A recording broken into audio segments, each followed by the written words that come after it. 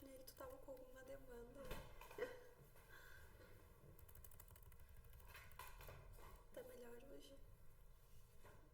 Mais ou menos. A tua cara tá melhor, tua voz também. Ai, obrigada. Agora eu tô com um pouquinho de dor de cabeça. Mas eu não tô tomando água, eu tô tomando remédio, né? Deus vai passar. Aqui, eu percebi quando eu vi da AMD a procuração para eles assinarem, eles assinaram com o certificado da AMD e depois do sócio. E é sempre assim, né, que precisa ser feito o da empresa e do sócio. Não, geralmente uma ou outra é o suficiente. É o suficiente? Tá. Só pra deixar anotado, que daí eu tava levando como padrão pros demais também ser assim. Mas aí só um é o suficiente.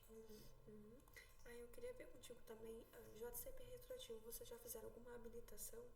Não. Ou só ingresso? Só ingresso. Porque a habilitação até então era feita por vocês, eu acho, não? Eu posso ver com a Dani. Eu tenho a impressão que já foram feitas Já algumas. Até dá pra ver. Bom, é que talvez esteja na planilha da meta, mas não tenha sido operacionalizado, né? Mas eu tenho a impressão que já. Que já foi feito.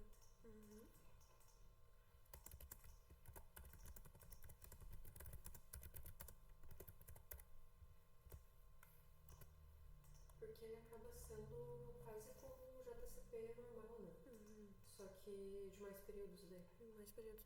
Mas a gente habilita normal lá no ECAC pelos processos. A gente faz todo esse igual a gente faz com o PAT. Não, ele seria por dentro do ICF. Por dentro, então não precisa fazer essa habilitação de crédito. Não. Pelo que eu entendi, tu diz da Matercom? Isso, Deixa eu abrir aqui. Se eu não me engano, eles tinham pedido pra fazer assim. Impostos.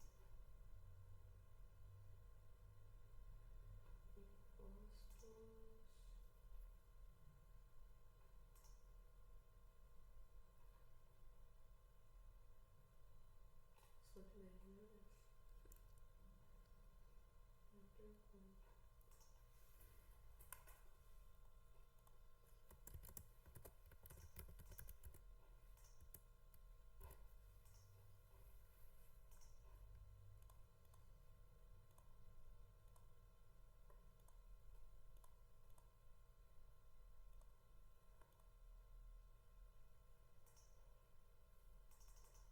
Era Matercom?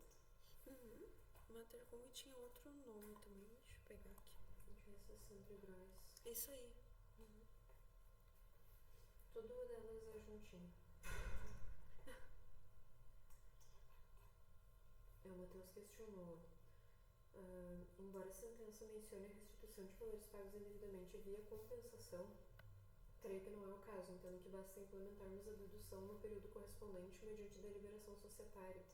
Então, eu entendo que seria dentro do ICF como um JCP, normal. E aí a gente poderia seguir dessa forma também para os demais clientes. Eu entendo que sim. Mas a subvenção, quando a gente tem o trânsito julgado, a gente habilita igual a gente fez com o PAT da MD.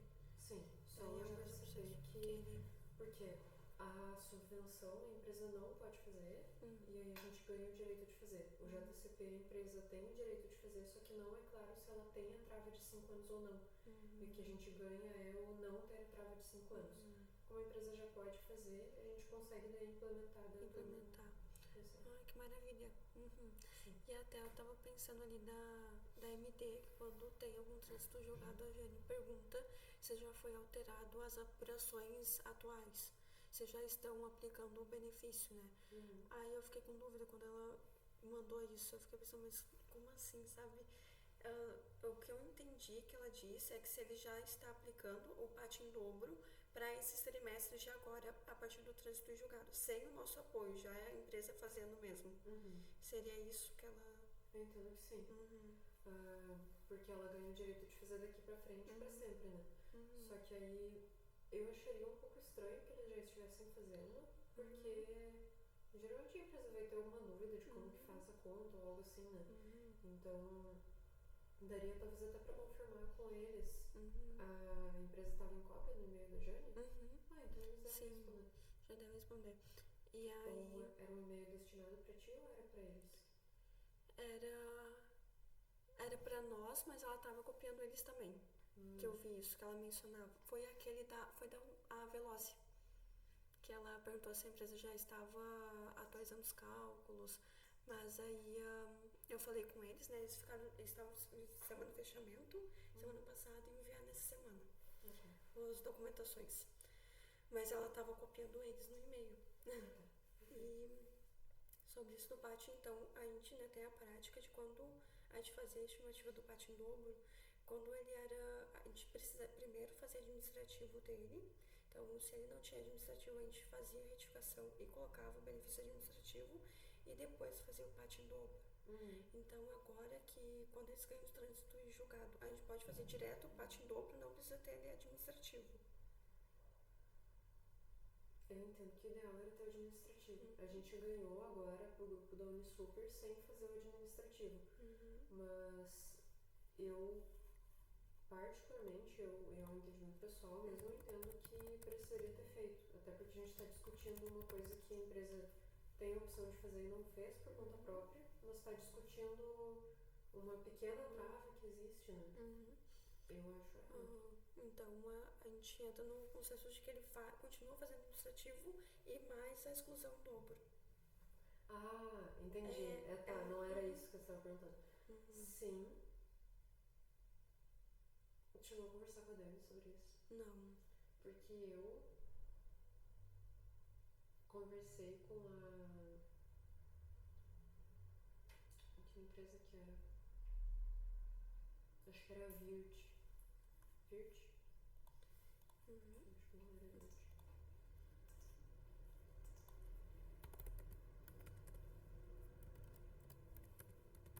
Era Virt. Do meu entendimento, eu sugeri que eles parassem de fazer uma dedução e passassem a fazer uma exclusão inteira. Todo o pátio com uma exclusão. Mas acho que a gente poderia, talvez, até sentar com a Dani pra definir esse entendimento, assim. Talvez até ver com o Ricardo se ele tem alguma opinião sobre isso. Tá. Eu vou falar com ela então. Pra gente definir isso.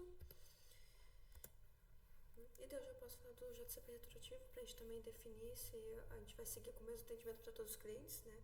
Pode ser? Pode ser. É bom.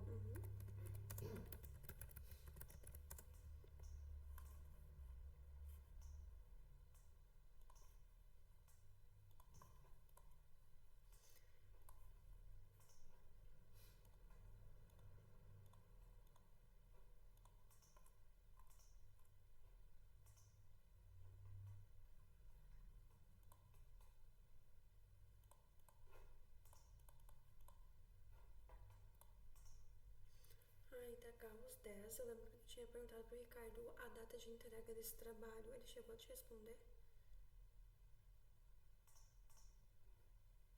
Não. Eu conversei, na verdade, foi com a Dani. E ela tinha me passado uma data, mas não era.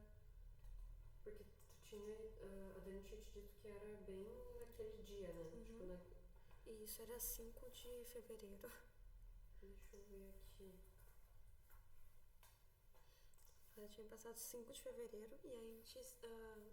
Foi aquele dia que daí a gente fez lá na tua mesa. A gente olhou o cálculo por cima.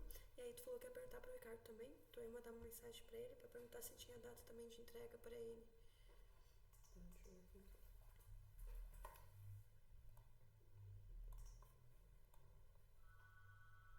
Não marquei com eles, mas ficará após o carnaval.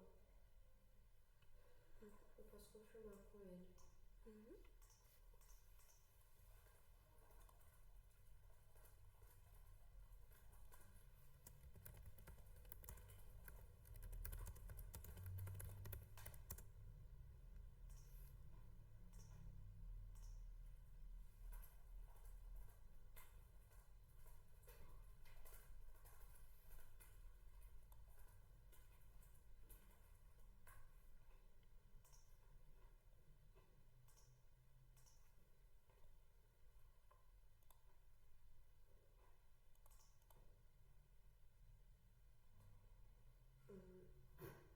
Eu imagino que seria o Ricardo que iria apresentar esse trabalho.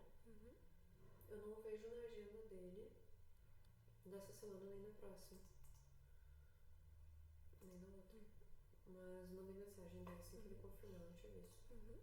E a gente já teve alguma apresentação pra esse benefício antes que a gente poderia usar de modelo? Não. Não? O que a gente vai ter vai ser. Mas a gente tem algumas que são algumas apresentações de processo judicial, né? O que eu costumo levar é o processo, um resumo, o número do processo, o que aconteceu nele. E o que aconteceu principalmente na parte da sentença, né? O que foi decidido.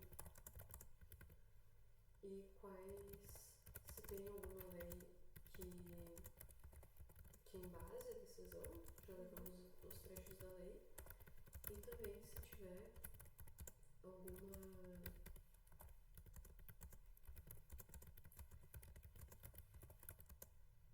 alguma solução de consulta em que a Receita diga que não pode, para mostrar a necessidade do processo judicial.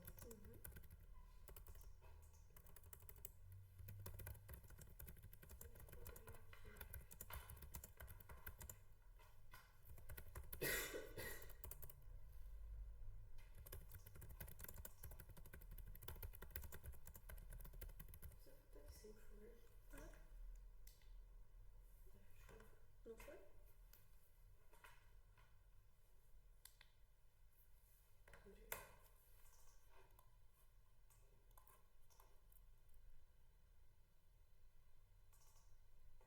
A gente tem, por exemplo, a apresentação da Fratélia, um tema completamente diferente.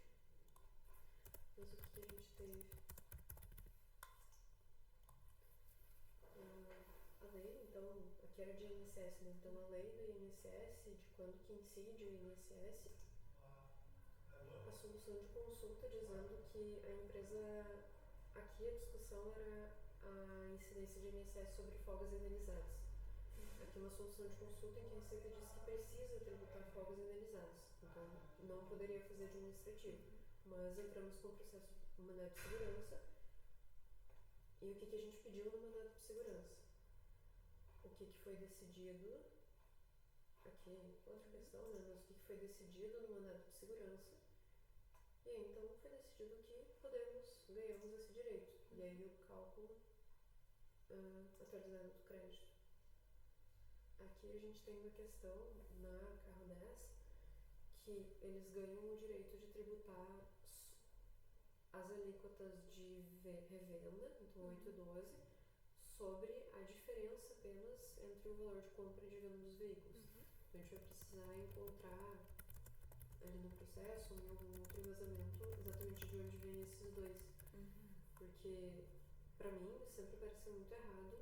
Eu imagino que outro tributaria um ou outro tributaria o outro, ou sobre a diferença ou sobre 8 e 12. Mas eles ganham os dois, né?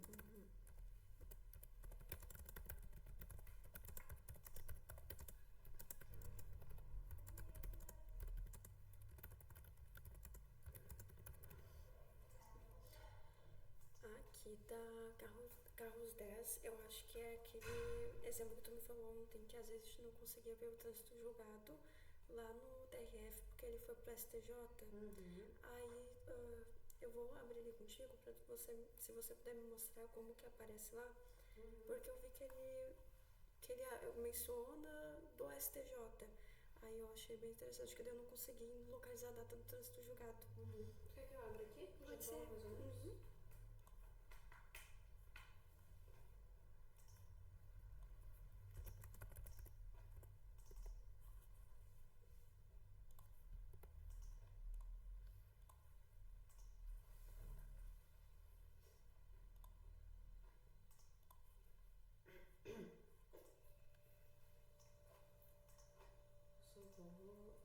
Vou ter que te pedir licença daqui a pouco.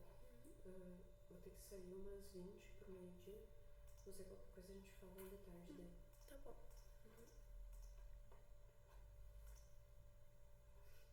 Aqui a gente tem a primeira instância, que eles ingressaram em agosto de 2023. Aqui ele acabou voltando pra primeira instância e teve movimentos, né? Mas mesmo nos movimentos da primeira instância, a gente vê que ele é remetido para o TRF em algum momento. Aqui, ó. Remetidos, remessa externa de Porto Alegre para o TRF. E aí depois de 2 anos ele volta TRF para Rio Grande do Sul. Então a gente tem que ver o que aconteceu lá. E lá, realmente, ó, saiu, foi para STJ e aí mais de um ano depois volta do STJ. Então temos que ver lá no STJ. Aqui a gente consegue consultar com esse número de processo mesmo, costuma dar certo, às vezes não dá em processos.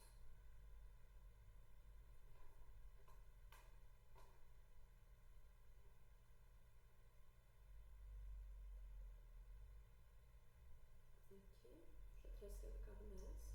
Aqui eu gosto de ir em fases. E ele vai mostrar desde a recepção até o trânsito em julgado.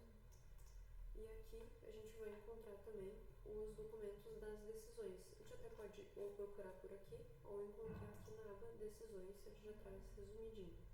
Aqui a gente teve uma decisão monocrática em que um único juiz decide e depois a gente tem um acórdão em que eles se reuniram e julgaram. O acórdão ele vale mais do que a decisão monocrática, mas às vezes eles têm a decisão monocrática decidindo um tema realmente da ação e um acórdão só discutindo alguma outra questão. Então vamos dar uma olhadinha. Apesar de ter o acórdão é melhor relatório e voto, mais completo.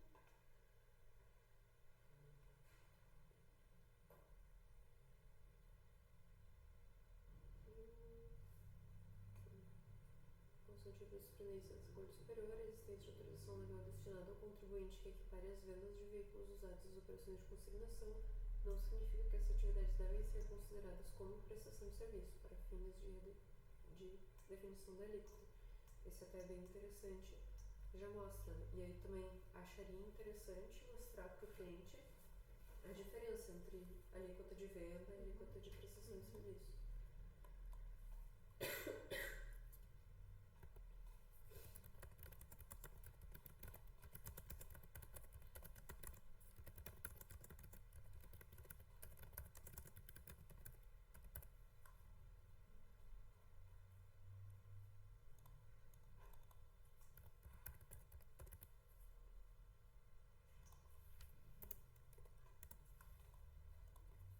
E aqui que a gente está olhando o do julgamento mesmo do acórdão, né? Então da reunião completa de todos eles.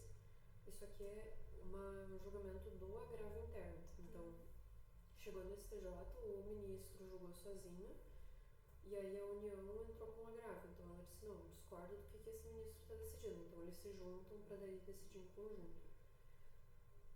Então o que a gente tem aqui? A Receita, a União fazendo sustentou que a equiparação legal das operações de venda implica o enquadramento da atividade como prestação de serviços. Então, a equiparação legal das operações de venda à consignação seria a tributação sobre a diferença entre compra e venda.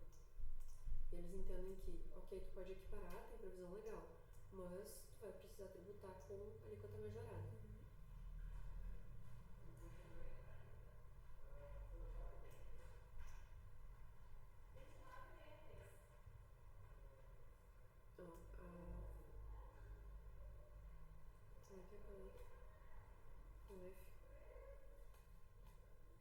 A fazenda. Assevera que ao permitir a equiparação das operações de revenda à consignação, deve se submeter integralmente ao regime fiscal, o qual prevê o coeficiente de determinação do lucro presumido de 32% sobre a receita bruta, definido como a diferença entre o valor de aquisição e o valor de revenda. Só que se a gente vai ver a lei não fala, não define isso. Né? A insurgente, então a fazenda, define que um acórdão recorrido contra a legislação federal, ao reconhecer o direito da impetrante de apurar as bases de cálculo de RPJ com os percentuais de 8 e 12 respectivamente sobre a diferença entre o valor de venda e o custo de aquisição. Então aqui a gente já vê que é isso que foi decidido antes e é contra isso que a fazenda está indo. Então, se eles forem a favor da decisão da fazenda, eles estão indo contra. Se eles forem contra essa discussão da fazenda, eles estão autorizando isso aqui. Então, a reconhecer o direito da empresa de apurar 8 e 12% sobre a diferença entre essas palavras que eu acho que fica ótimo. Fica bem claro. Não sei se adianta eu te mandar um link. Adianta, te mandar. Muito obrigada. Então,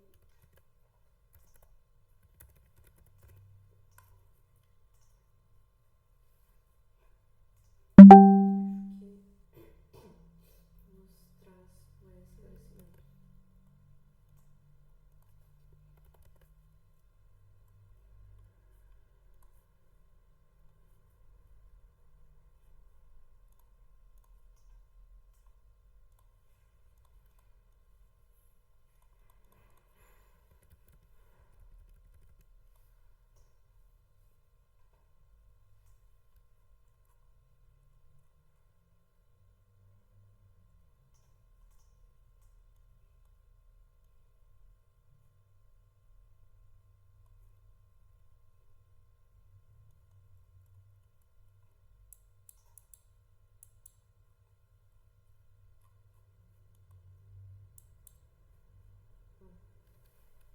E aqui eles trazem que,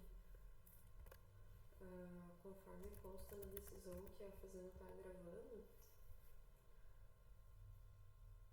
a decisão proferida pelo TRF4 está em conformidade com o entendimento do STJ, no sentido de que a existência de autorização legal contida no artigo 5º, destinado ao contribuinte, para que equipare as vendas de veículos usados às operações de consignação, e a consignação seria ele tributar apenas a comissão que eles estão recebendo, não significa que essas atividades devem ser consideradas como prestação de serviço.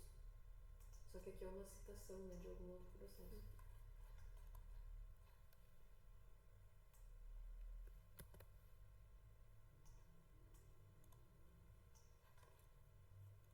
Aí, bem no fim, eles negam o provimento ao agravo interno. Então eles estão dizendo, não cabe isso daqui que a Fazenda está querendo discutir.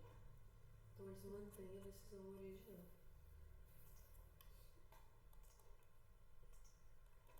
Muito obrigada, Carla. Até que na decisão monocrática do juiz que teve antes, também já era contra, então foi a Fazenda que levou isso daqui lá pra STJ. Então eles já tinham ganhado, inclusive no TRF4, então nas decisões TRF4 também pode ter algum trecho ali que seja bom de colocar nos slides, se precisar de mais material. Então, eu colocaria essa lei, aquela que eles mencionam ali, esse trecho aqui, eu acho que já mostra bem, e aí talvez até colocar o trecho do TRF4, que prevê o que eles ganharam aqui, relatório do TRF4.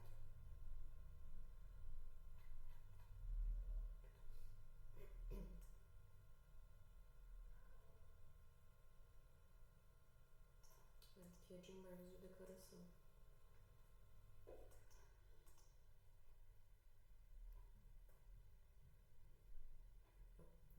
Então, eles ganharam na primeira instância e eles levaram até o STJ só pra ficar discutindo. Eles já tinham ganhado em primeira instância. Aí tem todo o voto. Deve ser assegurado a impetrante direito de apurar o valor de RPJ e CSLL devidos pelo lucro presumido, do que se refere a compra e revenda, mediante apuração de 8% e 12%. Só que aqui não fica claro que é só sobre a diferença, né? Mas é isso aí.